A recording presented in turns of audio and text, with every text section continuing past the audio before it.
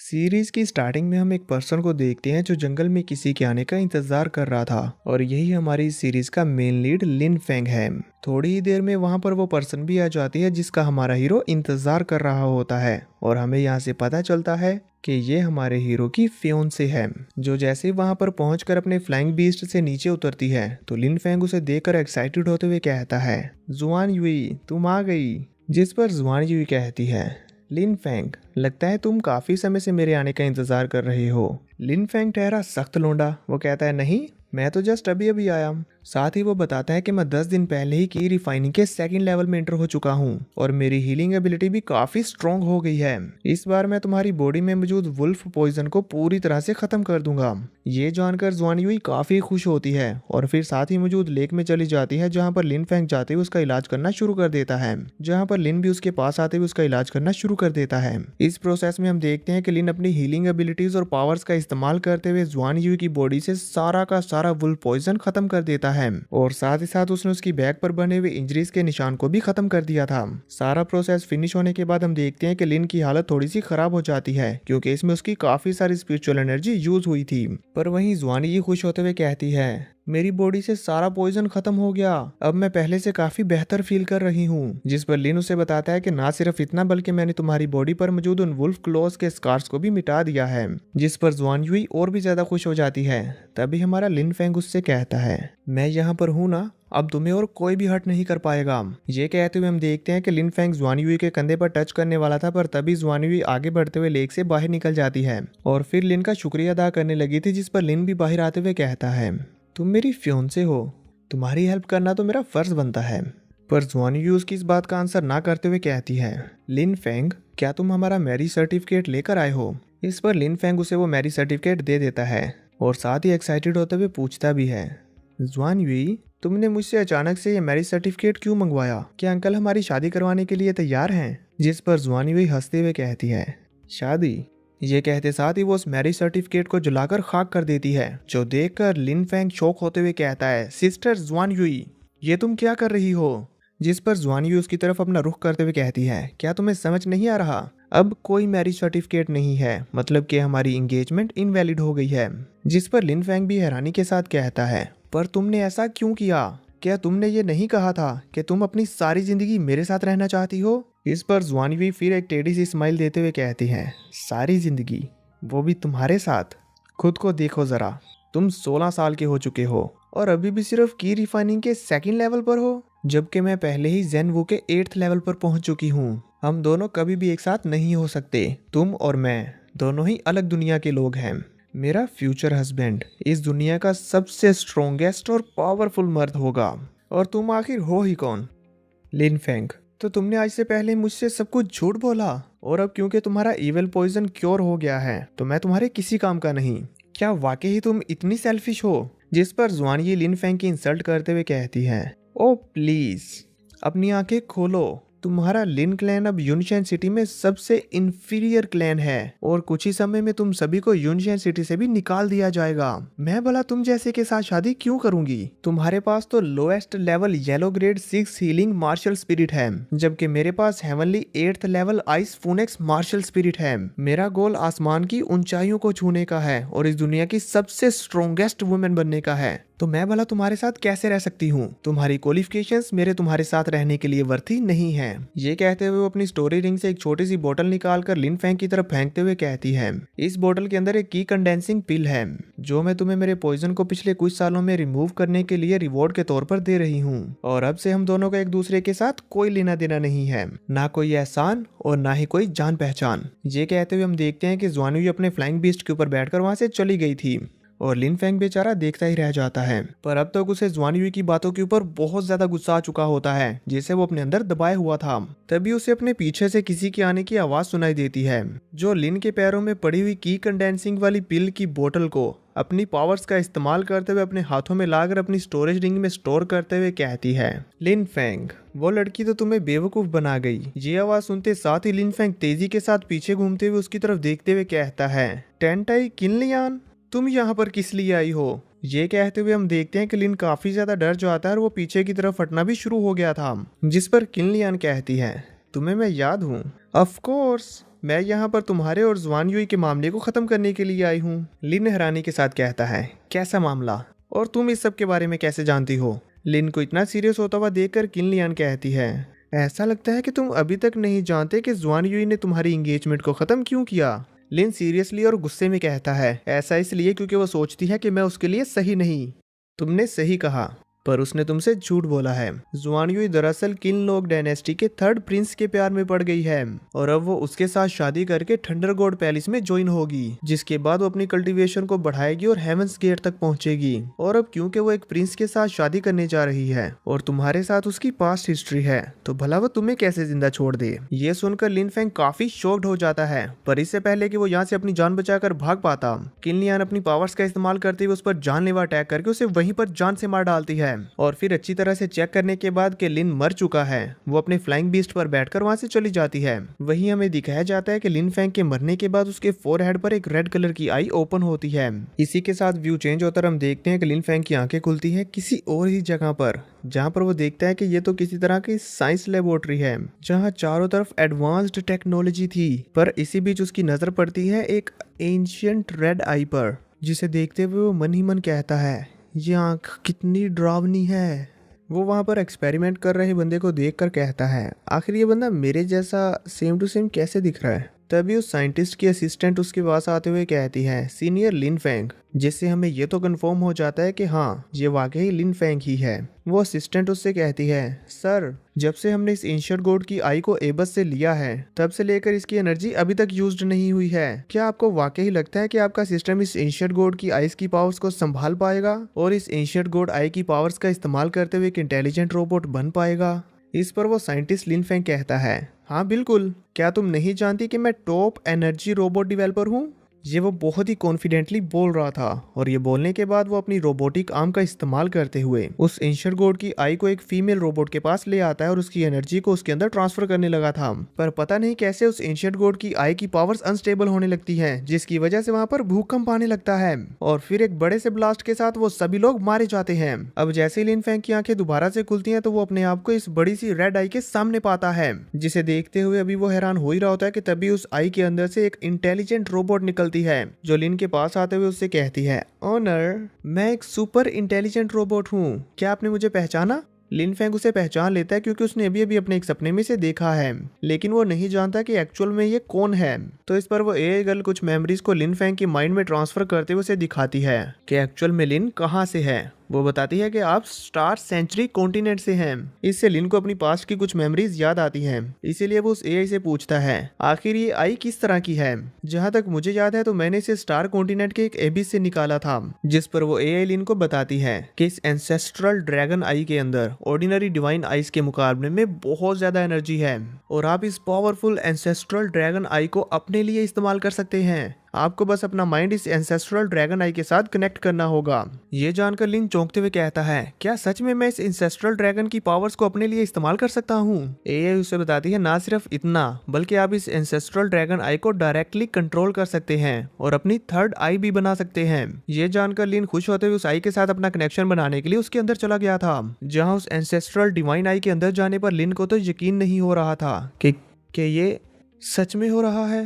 तभी लिन को वहां पर काफी सारी टेक्निक्स नजर आती हैं, जिसमें से जैसे ही वो किसी एक को टच करता है तो वो टेक्निक्स उसके अंदर एब्जॉर्ब होना शुरू हो गई थी, जिसके बाद उसे प्रॉपरली पता चल जाता है कि ये टेक्निक कौन सी है। इसीलिए उसका नेम लेते हुए कहता है, ancestral dragon body refining technique. इसकी हेल्प से मैं अपनी बॉडी को ट्रू ड्रैगन स्पिरिट के साथ टेम्पर्ड कर सकता हूँ, जिससे मेरी बॉडी एक एंसेस्ट्रल ड्रैगन बॉडी बन जाएगी। मैं इस ट्रू ड्रैगन एनर्जी को अपनी 365 एक्यू पॉइंट्स को ओपन करने के लिए इस्तेमाल कर सकता हूँ, जिससे मैं अपनी पावर्स बहुत ज्यादा बढ़ा लूंगा और मेरा स्पिरिचुअल सी भी काफी ज्यादा पावरफुल हो जाएगा, जिसकी हेल्प से मैं फ्यूचर में ग्रेट सक्सेस और कल्टीवेशन अचीव कर सकता हूँ, जिसके बाद मैं गैलेक्सी को अपने हाथों से फाड़ के रख सकता हूँ और यूनिवर्स के लॉस को भी ब्रेक कर दूंगा।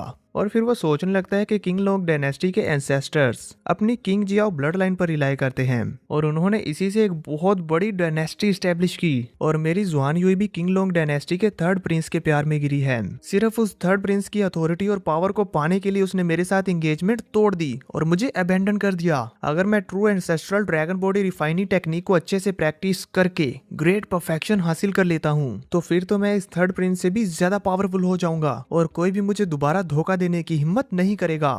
अब मेरे पास ये अपॉर्चुनिटी है, मैं इसका फायदा उठा के बहुत ही स्ट्रॉन्ग मार्शल आर्टिस्ट बनूंगा। ये कहने के बाद लिन अब उस एंसेस्ट्रल ड्रैगन की एनर्जी को अपनी बॉडी में एब्जॉर्ब करते हुए कल्टीवेशन करना शुरू कर देता है और हम देखते हैं कि उसने बहुत ही जल्द इस टेक्निक को मास्टर भी कर लिया होता है और वो अपनी बॉडी को रिफाइन भी कर पा रहा था। इसीलिए वो उसकी पावर्स को फील करते हुए कहता है, मैं तो वाकई एंसेस्ट्रल ड्रैगन की एनर्जी को अपने लिए इस्तेमाल कर सकता हूँ। और अब इसी के साथ लिन अपनी इस टेक्निक को परफॉर्म करते हुए अपनी रियल बॉडी के अंदर से अपनी स्पिरिचुअल फॉर्म को बाहर निकालता है, जिसकी हेल्प से वो अपने घर की छत तोड़कर बाहर आते हुए आसमान में खड़े होकर आसपास के सारे एरिया को देख पा रहा था, जो देखकर वो अपने स्पिरिचुअल सी में खुश होते हुए कहता है, मैं तो वाकई इस टेक्निक की हेल्प से आसमान में थाउजेंड्स ऑफ मीटर्स तक देख सकता हूँ। अभी वो ये कहते हुए खुश हो ही रहा होता है कि तभी उसकी बॉडी की स्पिरिचुअल फॉर्म अचानक से नीचे गिर जाती है और दोबारा उसकी बॉडी के अंदर चली गई थी। पर ऐसा होने की वजह से उसको भी काफी वीकनेस फील होती है, इसीलिए वो घबराते हुए कहता है, ये आखिर क्या हो रहा है, मुझे अचानक से ऐसी अजीब सी फीलिंग क्यों आ रही है।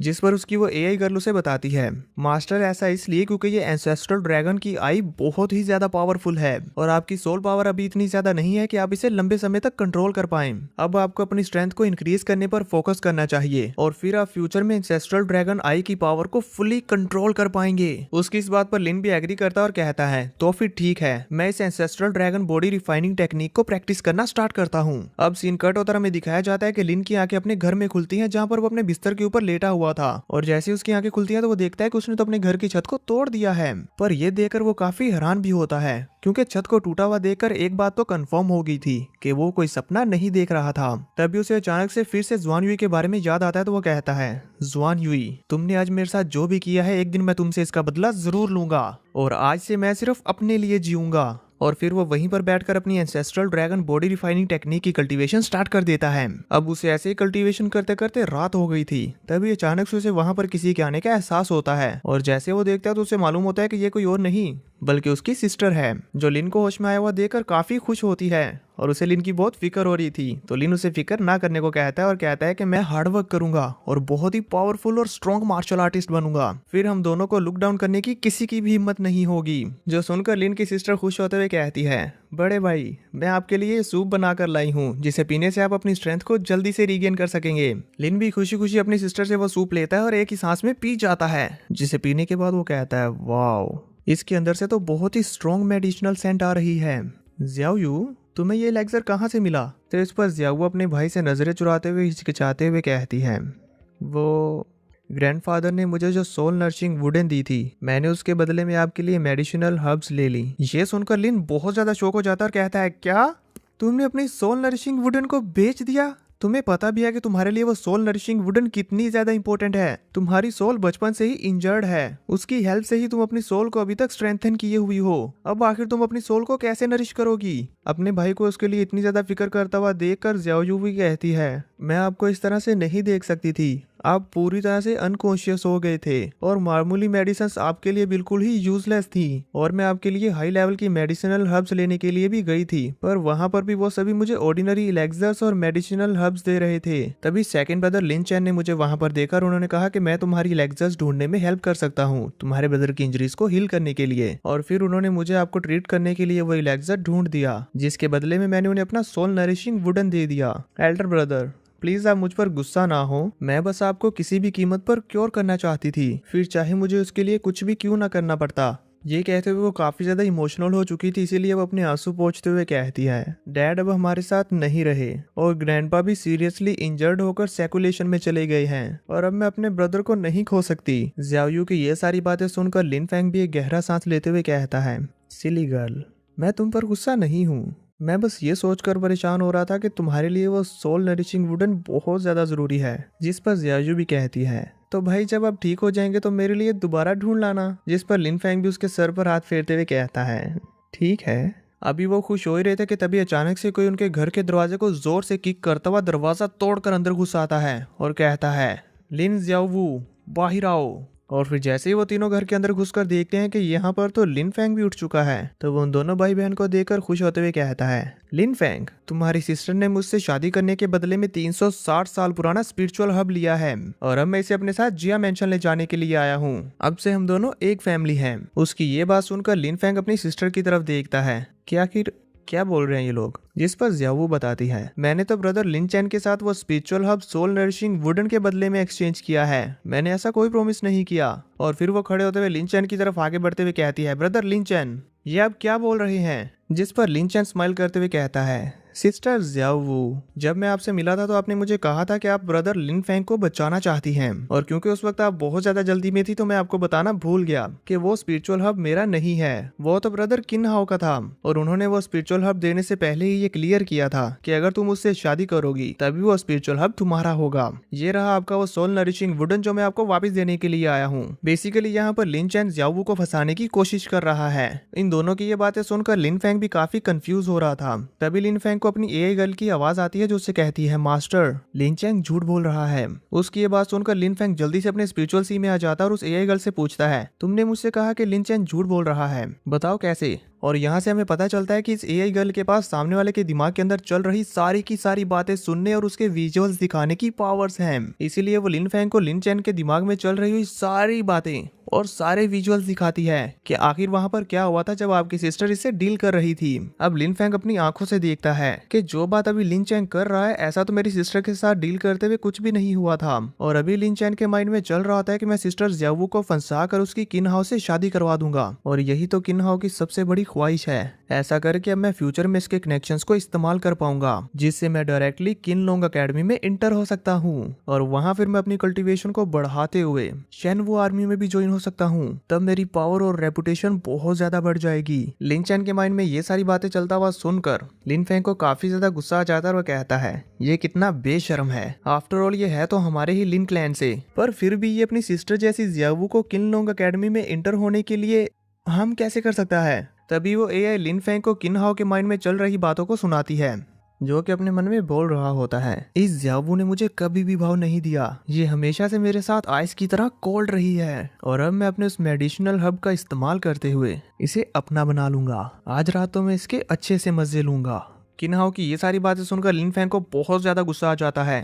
तभी वहीं रियल में किन हाउ आगे बढ़ते हुए लिन फैंग से कहता है, तुम्हारी सिस्टर के साथ शादी करके मैं इसका बहुत ही अच्छे से ख्याल रखूंगा। उसकी ये बात सुनकर तो जियावू पीछे गिर गई थी और वो रोते हुए कहती है, बड़े भाई, मैंने इससे शादी करने का कोई प्रॉमिस नहीं किया, ये सब झूठ बोल रहे हैं। जिस पर लिन फैंग भी उसे कहता है, परेशान मत हो जियावू, तुम्हारा भाई अभी यहाँ पर है, तुम्हें कोई भी बुली नहीं कर सकेगा। और फिर वो इन तीनों की तरफ आगे बढ़ने लगता है। लिन फैंग को इस तरह से अपनी तरफ आता हुआ देख कर किन हाउ कहता है, आखिर तुम करना क्या चाहते हो। लिन फैंग, मैं क्या करना चाहता हूँ, तुम लिन चैन के साथ मिलकर मेरी सिस्टर को स्पिरिचुअल हब देकर इसे फोर्सफुली शादी करने के लिए मनाने की कोशिश कर रहे हो, और मुझे कहते हो कि मैं क्या करना चाहता हूँ। तुम्हें क्या लगता है कि हमें बुली करना इतना ही आसान है। तो अब लिन चैन लिन फैंग को शांत करवाते हुए कहता है, किन हाउ के तुम्हारी सिस्टर जियावू को वो स्पिरिचुअल हब देते हुए कोई भी बुरे इंटेंशंस नहीं थे, तो आखिर तुम हमें कैसे कह सकते हो कि हम तुम्हारी सिस्टर को धोखा दे रहे हैं। लिन चैन को अभी भी लिन हाउ का साथ देता हुआ देखकर लिन फैंग को काफी ज्यादा गुस्सा आ जाता है और वह कहता है, लिन चैन, जियावू तुम्हारी अपने ब्रदर की तरह रिस्पेक्ट करती है,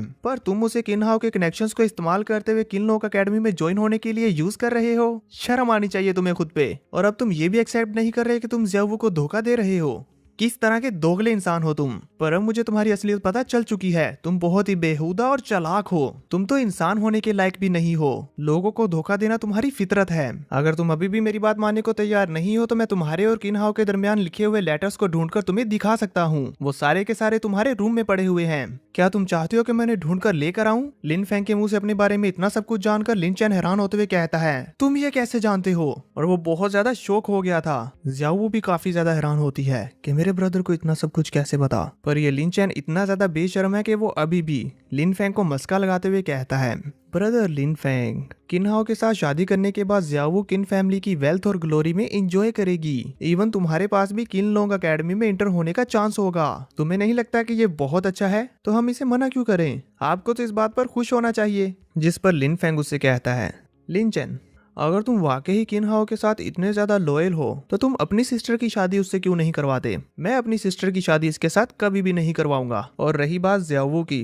तो वो राजघराने से बिलोंग करती है। किन हाउस ज़्यावू के साथ शादी करने के लायक नहीं है। और तुम लिन फैमिली के डिसेंडेंट के तौर पर ज़्यावू की सोल नरिशिंग वुडन को से वापस कर दो और यहाँ से दफा हो जाओ। अदरवाइज रूड होने के लिए मुझे ब्लेम मत करना। जिस पर लिन चैन एक टेडी से स्माइल करके अकड़ते हुए कहता है, तुम्हें क्या लगता है, क्या तुम कोई फैसला ले सकते हो, चाहे तुम ये चाहते हो या नहीं? मेरे ग्रैंडफादर ने किन हाओ की ज़्यावू के साथ शादी करवाने का प्रॉमिस किया है और हमारी लिन फैमिली भी तो काफी समय से जिया फैमिली में शादी करवाना चाहती थी। अब तुम पीछे नहीं हट सकते। जिस पर पीछे बैठी ज़्यावू अभी भी रोते हुए कहती है, बड़े भाई मैं शादी नहीं करना चाहती। जिस पर लिन फैंग भी उसे हौसला देते हुए कहता है, फिक्र मत करो बहन, कोई भी तुम्हें शादी के लिए फोर्स नहीं करेगा।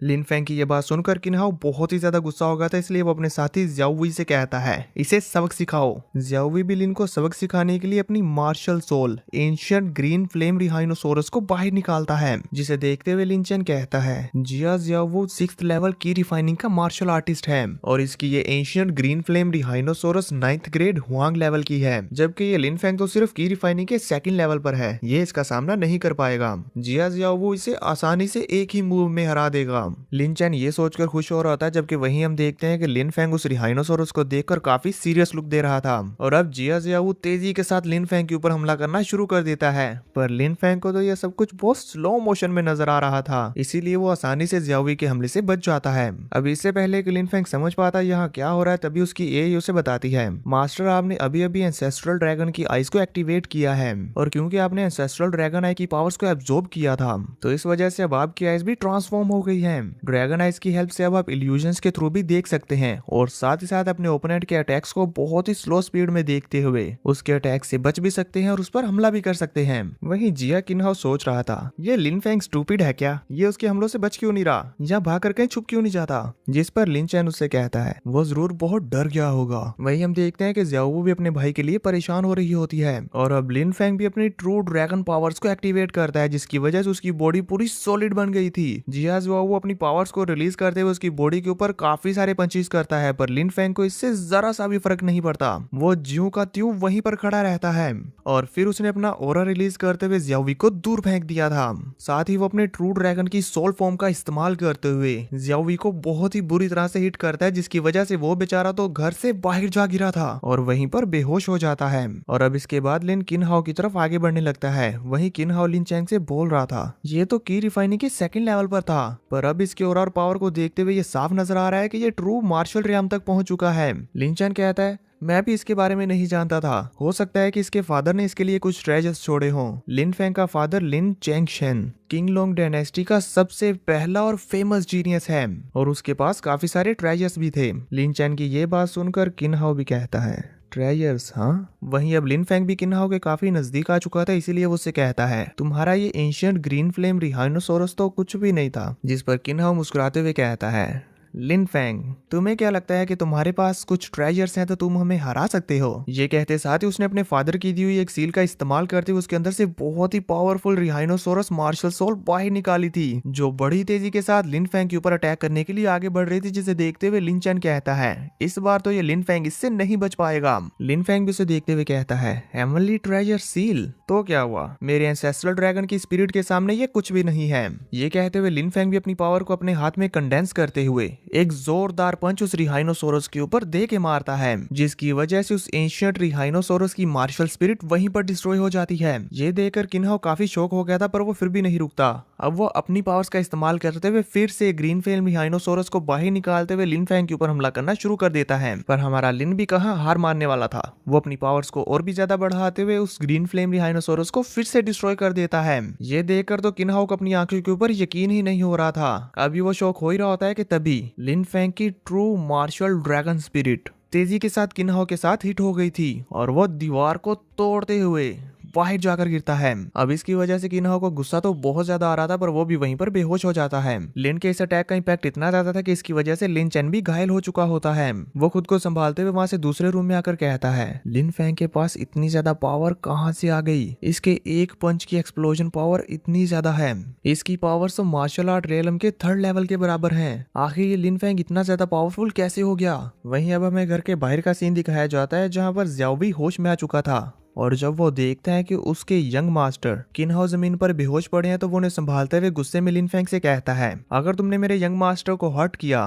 तो मैं तुम्हें छोड़ूंगा नहीं, मैं ये बात जाकर अपने जिया मेंशन को बताऊंगा। लिन फेंग उसे कहता है कि मैंने तुम्हें यहाँ से जाने का एक मौका दिया था और अब तुम मुझे जिया के नाम की धमकी दे रहे हो। तुम क्या, अगर यहाँ पर तुम्हारी जगह पे कोई सन ऑफ गॉड भी होता और वो मेरी सिस्टर को बुली करने की हिम्मत करता तो मैं लिन फेंग चाहे फिर उसके साथ निपटने के लिए मुझे अपनी जान की बाजी क्यों ना लगानी पड़ती, मैं उसे नहीं छोड़ता। ज़ाओवी उसकी ये बातें सुनकर कहता है, तो फिर ठीक है, मेरे आने का इंतजार करना। ये कहते हुए अपने यंग मास्टर को अपने कंधों पर उठाकर वहां से चला गया था। वहीं अब हम देखते हैं कि लिन चैन भी लिन फेंग से बहुत ज्यादा डर रहा होता है और जैसे ही लिन फेंग उसकी तरफ देखता है तो मानो लिन चैन की तो पैंट गीली हो जाती है। वो डरते हुए कहता है, अब तुम्हें मुझसे क्या चाहिए?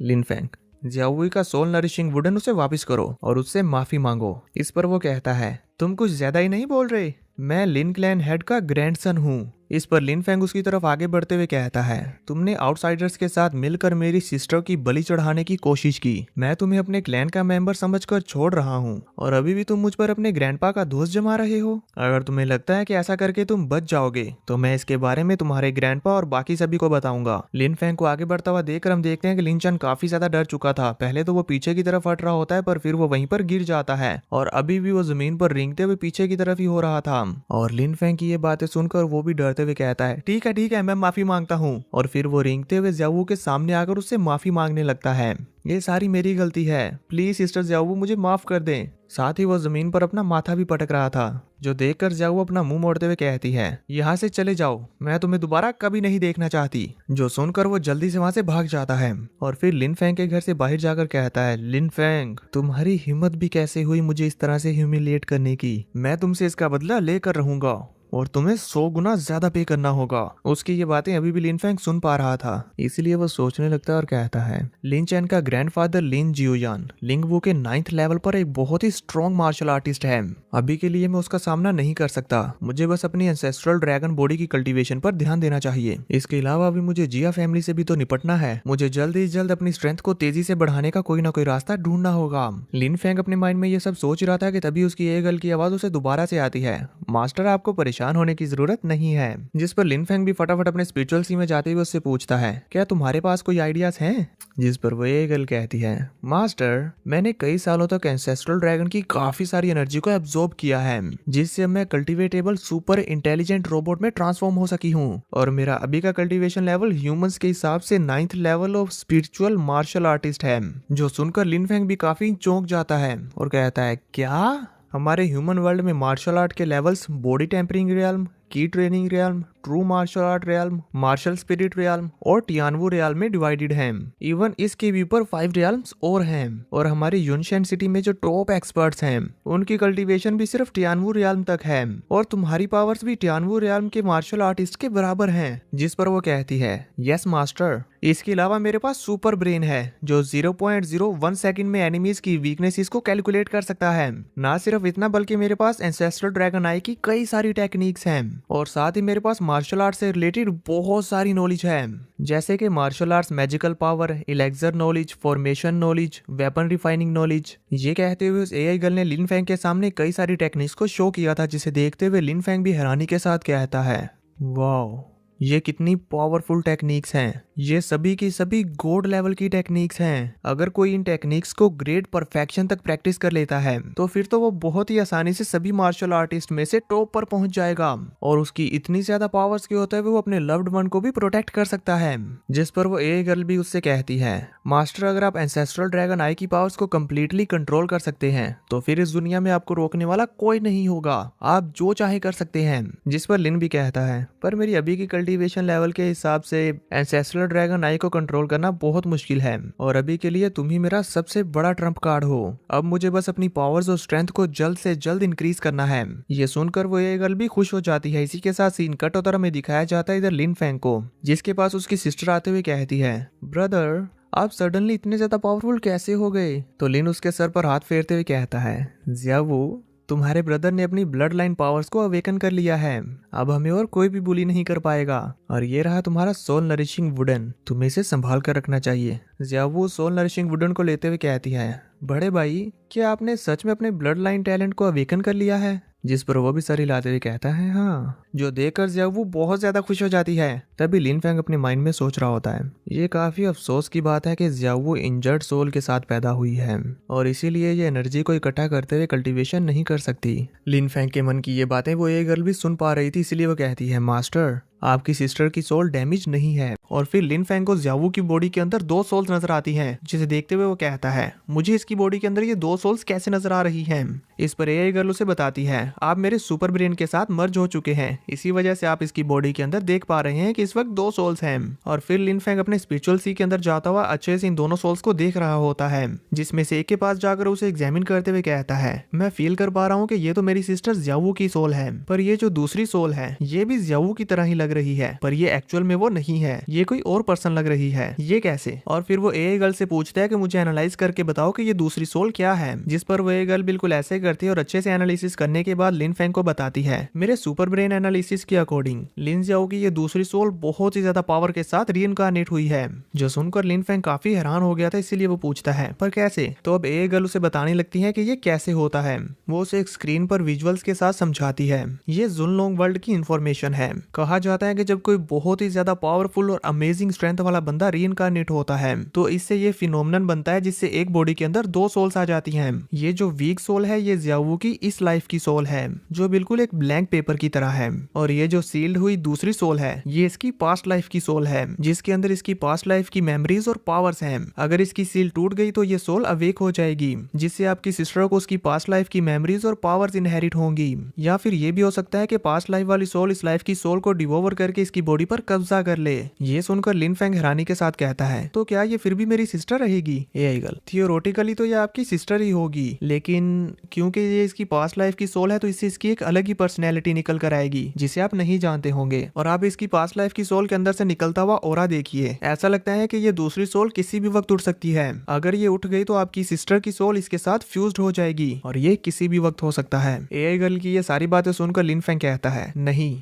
मैं इसकी पास्ट लाइफ की सोल को जियावू की अभी की सोल के साथ फ्यूज्ड नहीं होने दे सकता। वहीं जियावू अपने भाई को इस तरह से सोच में पड़ा हुआ देखकर कहती है बड़े भाई आप मुझे इस तरह से क्यों देख रहे हैं। जिस पर लिन फेंग कहता है कुछ नहीं, मैं बस यूं ही सोच रहा था। तो अब जियावू कहती है अफसोस की बात है मैं कल्टीवेशन नहीं कर सकती, वरना इन बुरे लोगों को सबक सिखाने में मैं भी आपकी हेल्प करती। लिन फेंग उसे कहता है इन बुरे लोगों के साथ डील करने के लिए तुम्हारा भाई ही काफी है। जियावू अगर फादर यहाँ पर होते तो किसी की भी हमें बुली करने की हिम्मत नहीं होती। ये कहते हुए वो अपने भाई के गले लग जाती है और कहती है भाई मैं फादर को बहुत मिस करती हूँ। जिस पर लिन फेंग उसे दिलासा देते हुए कहता है डोंट वरी, तुम्हारा भाई डेफिनेटली फादर को ढूंढ लेगा। जो सुनकर जियावू काफी खुश हो जाती है। तभी एआई गर्ल लिन फेंग से कहती है मास्टर जियावू कल्टीवेशन के लिए इनकैपेबल नहीं है, बल्कि इसकी बॉडी के अंदर तो हिडन ब्लड लाइन है। पर अगर देखा जाए तो इसकी बॉडी के अंदर जो ब्लड लाइन है वो आपकी बॉडी से डिफरेंट है, लगता है कि ये आपकी बायोलॉजिकल सिस्टर नहीं है। तो लिन फेंग भी अपने माइंड में ही एआई गर्ल को बताता है तुमने सही कहा, जियावू मेरी बायोलॉजिकल सिस्टर नहीं है। मेरे फादर ने इसे एंशिएंट फॉरबिडन जोन से अडॉप्ट किया था, लेकिन हमारे फादर हमें उस वक्त छोड़ के चले गए जब मैं सिर्फ 6 साल का था, इसलिए मैं जियावू के लाइफ एक्सपीरियंस के बारे में ज्यादा नहीं जानता। तो अब ये सब जानकर एआई गर्ल लिन फेंग को जियावू की ब्लड लाइन टैलेंट को एक्टिवेट करने के लिए एक टेक्निक बताती है जो कि थी सुप्रीम गोड रिफाइनिंग टेक्निक। वो बताती है कि अगर मिस जियावू इस मेथड को प्रैक्टिस करती है तो ना सिर्फ वो अपनी सोल को स्ट्रेंथन कर सकती है बल्कि वो बहुत जल्दी अपनी कल्टीवेशन को भी आगे बढ़ा लेंगी, और इसी के इस्तेमाल से वो अपनी प्रीवियस लाइफ की सोल को अपनी इस लाइफ की सोल के साथ फ्यूज्ड होने से भी बचा सकती है। पर इसमें एक प्रॉब्लम है, सुप्रीम डिवाइन रिफाइनिंग टेक्निक को प्रैक्टिस करने के लिए लार्ज अमाउंट में हेवन एंड अर्थ की स्पिरिचुअल एनर्जी चाहिए होती है। जिस पर लिन फेंग कहता है ठीक है चलो पहले जियावू को सुप्रीम डिवाइन रिफाइनिंग टेक्निक देते हैं। तो अब लिन फेंग जियावू से कहता है मेरे पास तुम्हारे लिए एक टेक्निक है, अगर तुम इसे मन लगाकर प्रैक्टिस करोगी तो तुम्हारी सोल भी स्ट्रेंथन होगी और तुम अपनी कल्टीवेशन की जर्नी को भी शुरू कर पाओगी। अब ये कहते साथ ही लिन फेंग एआई गर्ल के सुपर ब्रेन का इस्तेमाल करते हुए अपनी फिंगर से जियावू के माथे पर टच करते हुए उसके माइंड के अंदर वो सारी की सारी टेक्निक मेथड डाल देता है। इस इतनी ज्यादा पावरफुल और यूजफुल टेक्निक के बारे में जानकर जियावू शॉक होते हुए कहती है बड़े भाई आपके पास इतनी ज्यादा मिस्टीरियस स्किल कहाँ से आई। लिन फेंग भी कामली उसका आंसर करते हुए कहता है ये फादर ने मुझे दी थी, अब जाओ और जल्दी से मन लगाकर प्रैक्टिस करो, इससे तुम अपनी सोल को स्ट्रेंथन करोगी और साथ ही साथ अपनी सारी की सारी एनर्जी को अपने हार्ट में कंसंट्रेट ऑपरेट कर सकोगी। जिस पर जियाओ भी खुश होते हुए कहती है, बड़े भाई मैं बहुत मेहनत करूंगी। सीन कट होता है, हमें नेक्स्ट डे का व्यू दिखाया जाता है जहाँ पर जियाओ रूम में बैठी हुई कल्टीवेशन कर रही थी और उसके आसपास काफी सारी स्पिरिचुअल एनर्जी भी फ्लो कर रही होती है। उसे इस तरह से मन लगाकर प्रैक्टिस करता हुआ देखकर लिन फेंग भी उसके पास बैठ जाता है और अपनी कल्टीवेशन करना शुरू कर लेता है। और जब उसकी कल्टीवेशन कंप्लीट हो जाती है तो वो खुश होते हुए कहता है, ये सुप्रीम डिवाइन रिफाइनिंग टेक्निक तो वाकई बहुत ज्यादा पावरफुल है। मैंने सिर्फ एक रात इसे प्रैक्टिस किया और मेरी सोल पावर 30% इंक्रीज हो गई है, लेकिन मेरे आसपास हेवन एंड अर्थ की स्पिरिचुअल एनर्जी बहुत कम है। इतनी कम एनर्जी में मैं अपनी ग्रोथ को नहीं बढ़ा सकता। ऐसा लगता है कि अब मुझे टियानन ऑक्शन में जाकर कुछ इलेक्सर्स और स्पिरिचुअल हब्स लानी होंगी। ये सोचते साथ ही वो फिर से अपने माइंड में जाकर एआई गर्ल से मिलता है और उससे कहता है, क्या तुम्हारे पास कुछ लो लेवल की टेक्निक्स हैं? अगर है तो मुझे दे दो, क्योंकि मुझे उसे सेल करके अपने लिए कुछ इलेक्सर्स और स्पिरिचुअल हब्स लाने हैं। जिस पर वे अगर लो लेवल की टेक्निक्स को फाइंड करने की कोशिश करती है, पर उसके पास कोई भी लो लेवल की टेक्निक नहीं थी। जो सुनकर लिन फेंग हैरानी के साथ कहता है कि हमारे इस एंशिएंट गॉड कॉन्टिनेंट में soul skills Wang level, Xuan level, earth level, heaven level, spirit level, king level और एम्परर लेवल पर डिवाइडेड है। और जो स्पिरिचुअल लेवल की टेक्निक है वो तो किसी भी क्लैन को डोमिनेट करवाने के लिए काफी है। पर फिर वो कहता है, कोई बात नहीं, स्पिरिचुअल लेवल की टेक्निक सेल करना किंग लेवल से तो बेहतर है। और फिर वो स्पिरिचुअल लेवल टेक्निक को अपने हाथों से एक स्क्रोल पर लिखकर उसे ऑक्शन में बेचने के लिए चला जाता है। और अब वो जिस जगह पर आया हुआ था उस ऑक्शन के अंदर जाते हुए हमें बताता है कि ये लोंगशन टाउन है और ये जेनलोंग माउंटेन की एज पर लोकेटेड है, जहाँ से हर दिन बहुत सारे कल्टीवेटर्स ड्रैगन माउंटेन से स्पिरिचुअल हब्स को सर्च करने के लिए जाते हैं। और इनमें से बहुत सारे कल्टीवेटर्स वहाँ से मिले हुए स्पिरिचुअल हब्स और ट्रेजर्स को यहाँ टियानन ऑक्शन में लाकर बेचते हैं। उम्मीद है कि मुझे यहाँ पर हाई लेवल के इलेक्सर जरूर मिल जाएंगे। हमें ये सब बताते हुए लिन फेंग अब उस ऑक्शन के अंदर आ चुका था, जहाँ पर उस ऑक्शन की एक लेडी लिन फेंग से आकर पूछती है, मैं आपकी क्या हेल्प कर सकती हूँ? जिस पर लिन फेंग उसे बताता है कि मेरे पास हेवन लेवल की मार्शल आर्ट है, जिसके बदले में मैं कुछ स्पिरिचुअल हब्स और इलेक्सर्स बाय करना चाहता हूँ। क्या यहाँ पर ऐसा किया जा सकता है? लिन फेंग की इस बात पर हम देखते हैं कि पहले तो वो लड़की ये जानकर हैरान हो जाती है कि इसके पास हेवन लेवल मार्शल आर्ट की टेक्निक है। और फिर वो बिना कोई और सवाल किए उससे कहती है, सर प्लीज आप मेरे साथ वीआईपी रूम में आए। जहाँ उसे अपने साथ ले जाते हुए रास्ते में एक दूसरी लड़की से कहती है, जल्दी से जाकर मैनेजर लिंक को बताओ कि वो वीआईपी रूम में आए। वहीं हम देखते हैं कि वहाँ पर मौजूद लोग लिन फेंग को उस गर्ल के साथ वीआईपी रूम में जाते हुए देखकर कहते हैं, आखिर ये लड़का कौन है? जिस पर दूसरा बंदा उसे बताता है, मुझे लगता है कि ये लिन फेंग है, लिन फैमिली का बेटा। उन दोनों की वो बातें पास खड़े हुए दो और आदमी सुन रहे थे। वो कहते हैं, लिन फेंग, इनकी लिन फैमिली तो पूरी तरह से खत्म होने की कगार पर पहुंच चुकी है ना। इन दिनों तो ये लोग मामूली से हब्स भी अफोर्ड नहीं कर सकते, पर ये लड़की उन्हें वीआईपी रूम में ले जा रही है। साथ खड़ा आदमी कहता है, सिर्फ इतना ही नहीं बल्कि उसने मैनेजर को भी इससे मिलने के लिए बुलाया है। वो लड़की इतनी भी बेवकूफ नहीं है। इनकी ये बातें वहाँ खड़ी हुई स्टाफ की एक मेंबर भी सुन रही थी, इसलिए वो कहती है, मैंने सुना है कि लिन फेंग यहाँ पर हेवन लेवल की मार्शल आर्ट सेल करने के लिए आया है। ये सुनकर तो वो सभी लोग काफी शॉक हो गए थे और कहते हैं, heaven level martial art, ordinary clans तो इसके बारे में बोलते भी नहीं है। अगर हमारे लोंगशन टाउन में कोई ऐसी टेक्निक आ गई तो यहाँ पर मौजूद सभी क्लैंस उस टेक्निक को हासिल करने के लिए एक दूसरे के साथ लड़ पड़ेंगे और पागल हो जाएंगे। जिस पर उनमें मौजूद एक बंदा कहता है, इतनी हाई लेवल की मार्शल आर्ट टेक्निक और ये लिन फेंग उसे बेचना चाहता है, कितना बेवकूफ है। तभी एक और बंदा कहता है, ऐसा करके तो अब ये लिन फैमिली वैसे ही खत्म हो जाएगी। सीन कट होता है और दूसरी तरफ हमें लिन फेंग को दिखाया जाता है जो वीआईपी रूम में बैठा हुआ उनकी टी एंजॉय कर रहा था, जिसको पीते हुए वो कहता है, टियानन ऑक्शन तो वाकई यहाँ पर सबसे ज्यादा बिजनेस करने के लिए वर्थी है। इवन इनकी टी के अंदर भी स्पिरिचुअल एनर्जी है। तभी वहाँ पर स्टाफ की वही लड़की आ जाती है जो लिन फेंग को वीआईपी रूम में लेकर आई है और वो लिन फेंग से कहती है, तभी वहाँ पर स्टाफ की वो लड़की जो लिन फेंग को वीआईपी रूम में लेकर आई है वो उसे देखते हुए अपने मन में कहती है, ये लिन फेंग तो लिन फैमिली के पहले हेड का ग्रैंडसन है और आज ये यहाँ पर हेवन लेवल की मार्शल आर्ट टेक्निक के बदले में मेडिसिनल मटेरियल्स लेने के लिए आया है। मुझे लगता है शायद ये अपनी कल्टीवेशन लेवल को इम्प्रूव करने के लिए ऐसा कर रहा है, पर आखिर इसने वो हेवन लेवल की मार्शल आर्ट टेक्निक कहाँ से ली? अगर इसने वो टेक्निक लिन फैमिली से चुराई हुई और हमने इससे बाई कर ली तो हमारे टियानन ऑक्शन में तो तहलका मच जाएगा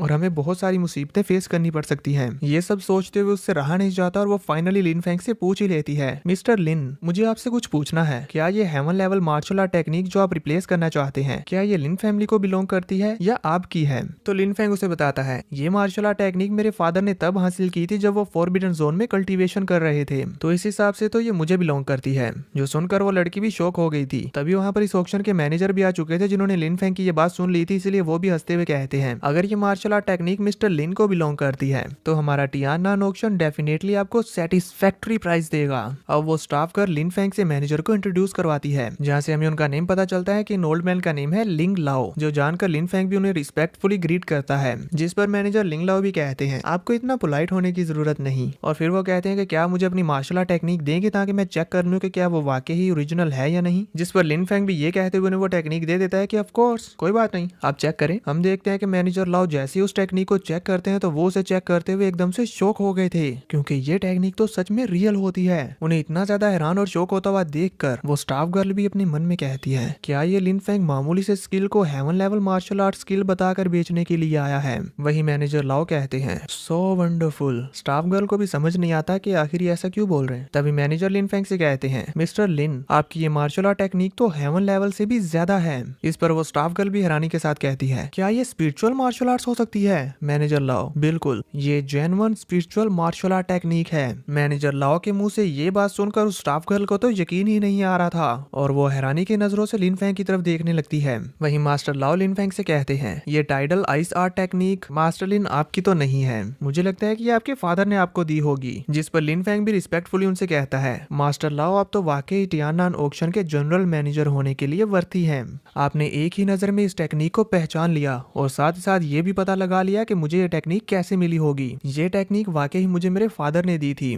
लिन फेंग से अपनी तारीफ सुनकर मैनेजर लाओ काफी खुश होते हैं और वो कहते हैं, आफ्टर ऑल मैं टियानवू रियाल्म का एक कल्टीवेशन मास्टर भी हूँ, तो नेचुरली मुझे इस सब के बारे में थोड़ी बहुत नॉलेज है।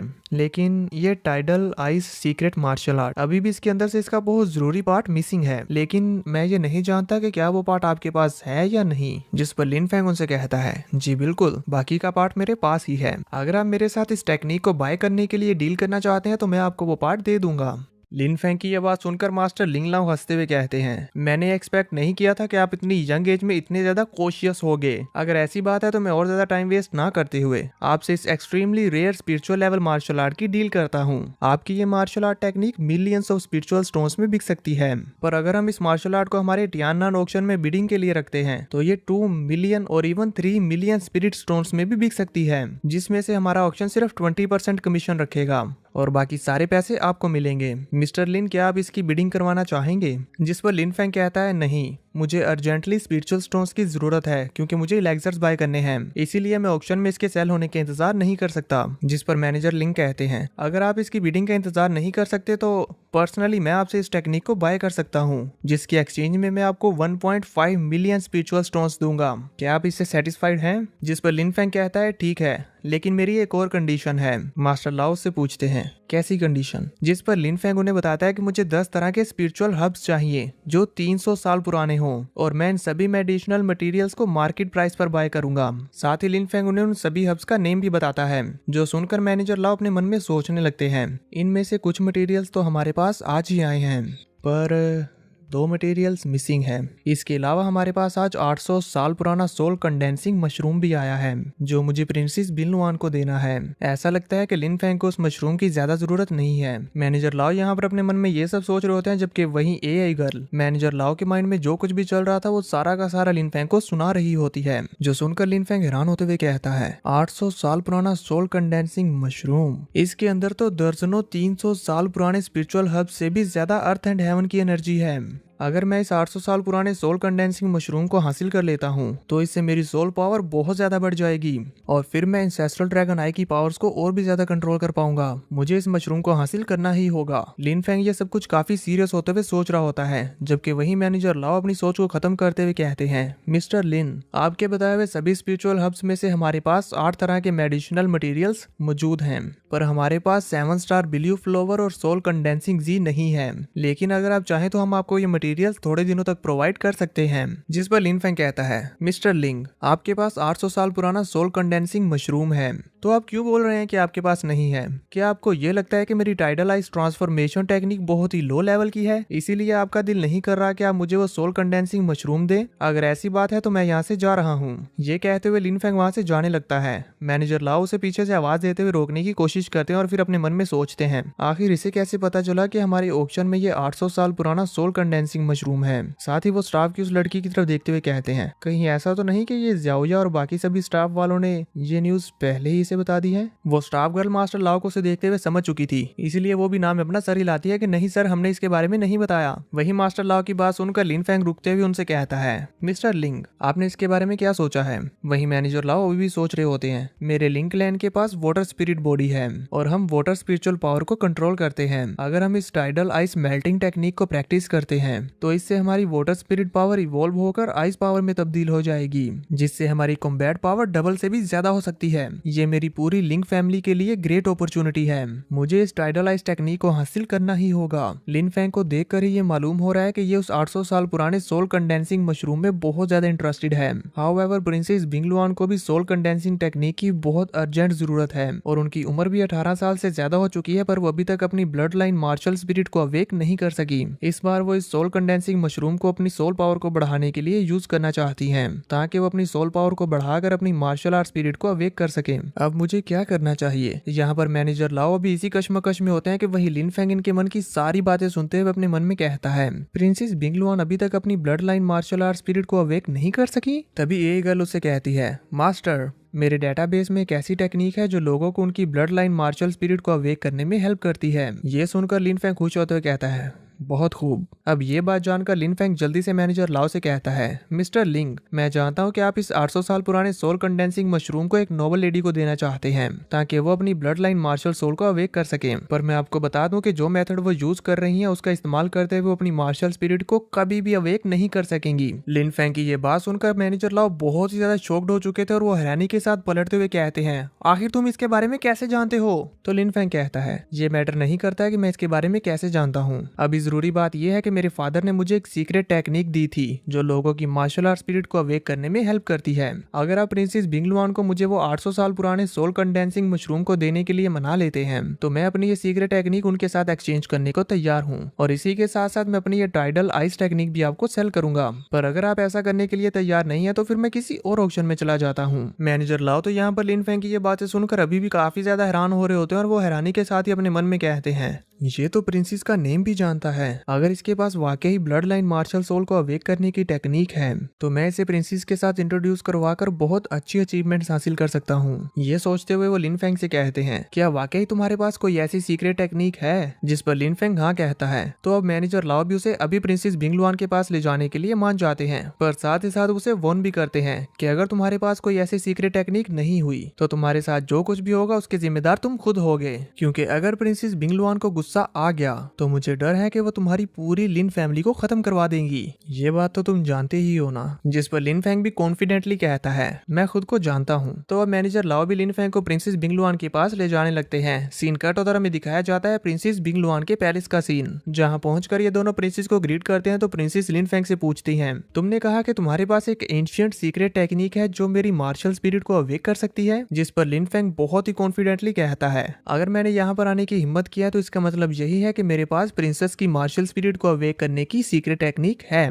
जिस पर प्रिंसेस भी कहती हैं, तुम तो वाकई ही बहुत कॉन्फिडेंट हो। अगर ऐसी बात है तो मुझे सब कुछ बताओ जो भी तुम जानते हो, पर अगर तुमने मुझे बेवकूफ बनाने की जुर्रत की तो मैं तुम्हें ड्रैगन माउंटेन्स पर अर्थली ड्रैगन का खाना बनने के लिए फेंकवा दूंगी। तो अब लिन फेंग बताना शुरू करता है, प्रिंसेस आपकी मदर किंग लोंग डायनेस्टी की 9th प्रिंसेस है और वो किंग लोंग ब्लड लाइन को पोजेस करती है, जबकि आपके फादर की ब्लड लाइन बिंगलुआन से है। ये दोनों ही ब्लड लाइंस एंशिएंट टाइम्स की फेमस ब्लड लाइंस हैं। अगर आपके पास इन दोनों में से कोई एक मार्शल सोल भी है तो आप बहुत ही ज्यादा पावरफुल बन सकती हैं, लेकिन खुशकिस्मती से आपके पास दोनों ही ब्लड लाइंस हैं और इसी वजह से ये दोनों मार्शल सोल्स लगातार एक दूसरे को सप्रेस करने की कोशिश कर रही है ताकि इनमें से कोई एक कमजोर हो जाए और दूसरी खुद को अवेक कर सके। यही रीजन है कि अभी तक आप अपनी मार्शल सोल स्पिरिट को अवेक नहीं कर सकी। लिन फेंग की ये सारी बातें सुनकर मैनेजर लाओ अपने मन में कहते हैं, इस लड़के ने तो सिर्फ एक नजर में ही प्रिंसेस की सारे लाइफ एक्सपीरियंस के बारे में बता दिया, पर उन्हें क्या पता था कि ये तो अभी सिर्फ शुरुआत है। वही लिन फेंग प्रिंसेस से आगे और कहता है, प्रिंसेस आप इन कई सालों में अपनी मार्शल सोल को अवेक करने के बहुत सारे तरीके ढूंढ रही हैं, जिनमें से आपने कुछ ट्रू एंशिएंट ड्रैगन बिंगलुआन की ब्लड लाइन को अवेक करने की कोशिश भी की है, पर आपके ये सारे के सारे मेथड्स बेकार गए।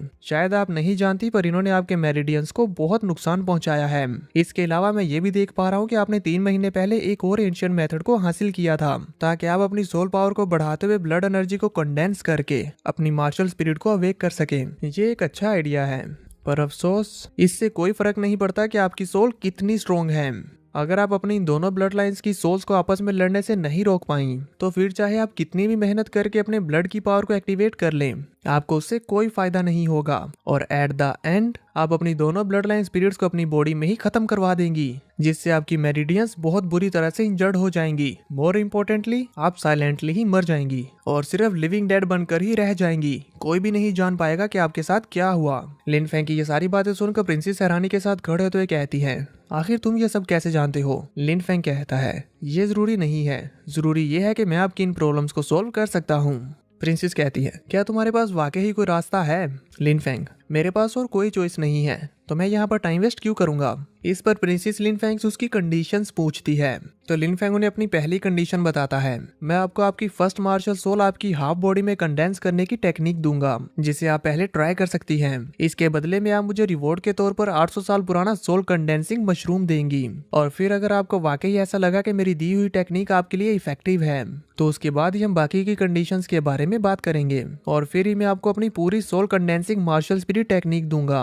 आप इसके बारे में क्या सोचती हैं? प्रिंसेस भी इसके लिए मान गई थी, इसीलिए वो उसे पहले सोल कंडेंसिंग मशरूम दे देती है, पर वो फिर भी लिन फेंग को क्लियर कर देती है कि अगर तुमने मुझे बेवकूफ बनाने की कोशिश की तो तुम्हारे साथ जो भी होगा उसके जिम्मेदार तुम खुद होगे। मैं मेरे साथ गद्दारी करने वाले को कभी नहीं बख्शती। ये कहते हुए प्रिंसेस ने लिन फेंग को वो 800 साल पुराना मशरूम दे दिया था। तो अब लिन फेंग भी अपनी डील के अकॉर्डिंग उनसे एक पेपर, इंक, पेन और इंक स्टोन मंगवाता है, जिसके आते साथ ही लिन फेंग ने अपनी टेक्निक को उस पेपर के ऊपर लिखना शुरू कर दिया था। लिन फेंग के उस टेक्निक को लिखते हुए प्रिंसेस भी देख रही थी, जिसे चोरी छिपे मैनेजर लाओ भी देखने की कोशिश करते हैं, पर जैसे ही प्रिंसेस ने उसे नोटिस किया तो मैनेजर लाओ काफी डर गए, इसलिए वो दोबारा उस टेक्निक को देखने की हिम्मत नहीं करते। और जब लिन फेंग ने अपनी उस टेक्निक का वो हिस्सा कंप्लीट कर लिया जो उसने प्रिंसेस को देना था, तो वो प्रिंसेस से पूछता है, प्रिंसेस आप मेरी इस टेक्निक के बारे में क्या सोचती हैं? तो प्रिंसेस भी उस टेक्निक को पढ़ते हुए हैरान होते हुए कहती हैं, तुम्हारी ये टेक्निक तो स्पिरिचुअल लेवल को भी सरपास कर चुकी है, ये जरूर जेड लेवल की होनी चाहिए। तो लिन फेंग कहता है, तो प्रिंसेस क्या आपको लगता है कि ये 800 साल पुराने सोल कंडेंसिंग मशरूम के लिए वर्थ इट है? जिस पर प्रिंसेस कहती है कि ये तो hundreds of soul condensing mushroom से भी ज्यादा प्रीशियस है।